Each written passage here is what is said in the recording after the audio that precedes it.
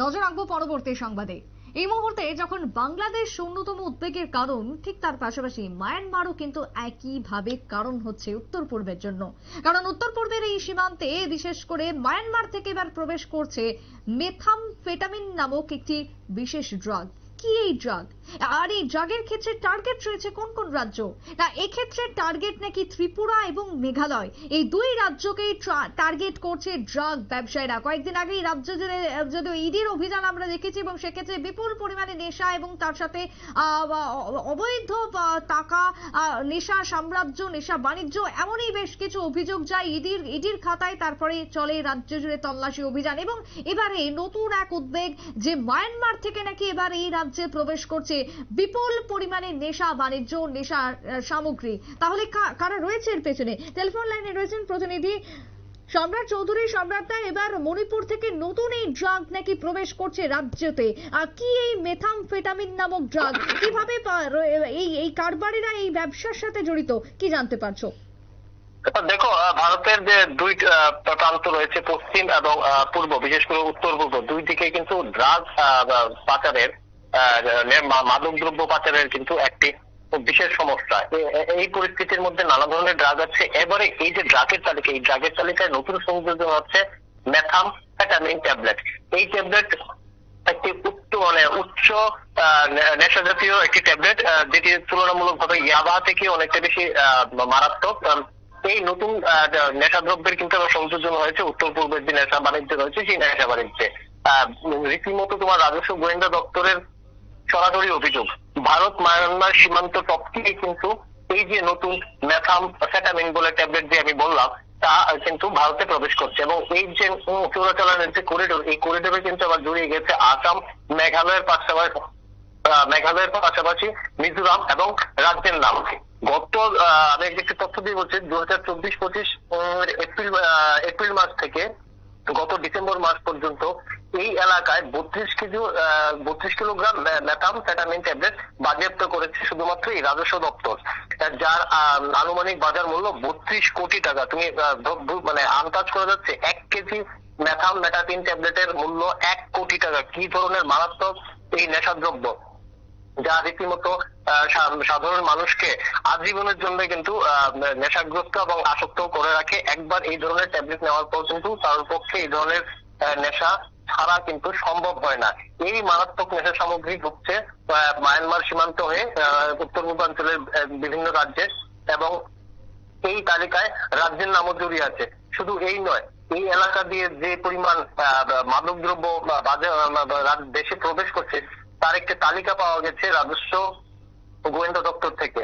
দেখা গেছে যে গত অর্থ বছরে 231 কিলো মেথামফেটামিন ট্যাবলেট উদ্ধার হয়েছে এই এলাকায়, গোটা এলাকায়। তারপর 16 কেজি হেরোইন, 1335 কেজি গাঁজা এবং 3.7 কেজি হাইড্রোপনিক আগাছা বাজেয়াপ্ত করা হয়েছে, যেগুলো সার্বিক বাজার মূল্য 355 কোটি টাকা। সবকটা ঘটনায় মোট 36টি মামলা নেওয়া হয়েছে, 70 জন ব্যক্তিকে গ্রেপ্তার করা হয়েছে এবং 32টি যানবাহন আটক করা হয়েছে। তুমি বহর বুঝতে পারছো তো যে উত্তর পূর্বাঞ্চলে কি পরিমাণ মাদক ভারত মায়ানমার সীমান্তে দিয়ে ঢুকছে। এবং এক একটি মাদক মানে রীতিমতো খুবই উচ্চ ক্ষমতা সম্পন্ন, যা গোটা এলাকা সহ গোটা ভারতবর্ষের যুব সমাজকে রীতিমতো পঙ্গু করে দেওয়ার জন্য খুবই যথেষ্ট। তো এরকম একটি তথ্য আমরা সম্প্রতি যে রাজস্ব গোয়েন্দা দপ্তর আছে, সেই গোয়েন্দা দপ্তর থেকে পেয়েছি। এটা হচ্ছে যে দ্রব্যগুলি পুলিশ বা অন্যান্য যে তোমার নিরাপত্তা বাহিনী রয়েছে, প্লাস রাজস্ব দপ্তর রয়েছে, তাদের হাতে যে পরিমাণ নেশাদ্রব্য আটক হয়েছে তার একটি হিসাব। তার বাইরে যে নেশাদ্রব্য পাচার হয়ে গ্রাহকদের, যুবকদের হাতে চলে গেছে, সেই সংখ্যার কিন্তু কোনো অনুমান নেই। কত পরিমাণ হতে কোনো ধারণা নেই।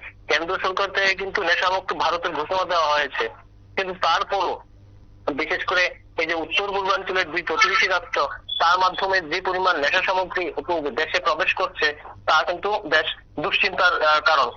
আগে যেখানে পাঞ্জাব, হরিয়ানা ড্রাগের ব্যবসার জন্য কুখ্যাত ছিল, সেই জায়গায় কিন্তু বিগত কয়েক বছরে কিন্তু উত্তর পূর্বাঞ্চল সে কিন্তু খ্যাতি নিজে তুলে নিয়েছে, এবং সেটা হচ্ছে শুধুমাত্র অসুরক্ষিত ভারত মায়ানমার সীমান্তের কারণে।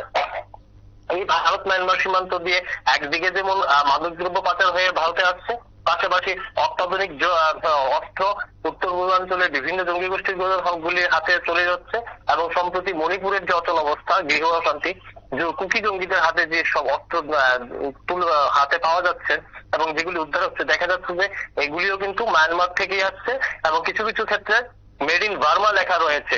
সব মিলিয়ে কিন্তু ভারত মায়ানমার সীমান্ত কিন্তু এখন গোটা দেশের জন্য একটি মারাত্মক দুশ্চিন্তার কারণ। যদিও কেন্দ্র সরকার এবার ভারত মায়ানমার সীমান্তকে নিশ্চিদ্র বন্ধ করার জন্য কাঁটাতারের বেড়া দেবে বলে উদ্যোগ নিয়েছে, কিন্তু তার যথেষ্ট সময় সাপেক্ষ। আগামী হয়তো আরো কয়েক বছর, অন্তত 4 থেকে 5 বছর সময় লাগবে গোটা এলাকা কাঁটাতারের বেড়া দিয়ে মুড়ে দেওয়ার জন্য।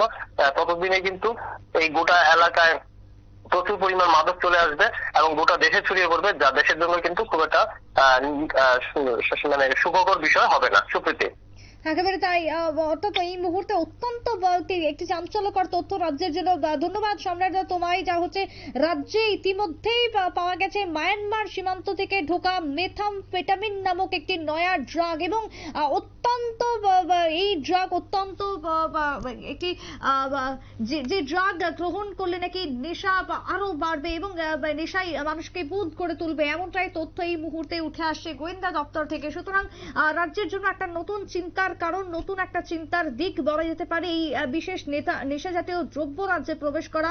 অন্যদিকে এই নেশাকে রাজ্য থেকে নির্মূল করতে কি পদক্ষেপ নেয় রাজ্যের গোয়েন্দা দপ্তর বা রাজ্যের ঊর্ধ্বতন কর্তৃপক্ষ, সেটাই এখন দেখার। না হলে আগামী দিনে রাজ্যের যুব সমাজ, রাজ্যের ভবিষ্যৎ যে একেবারে তলানিতে চলে যাবে তার বলার অপেক্ষা রাখে না। ছোট্ট বিরতির পর ফিরে আসছি, সঙ্গে থাকুন।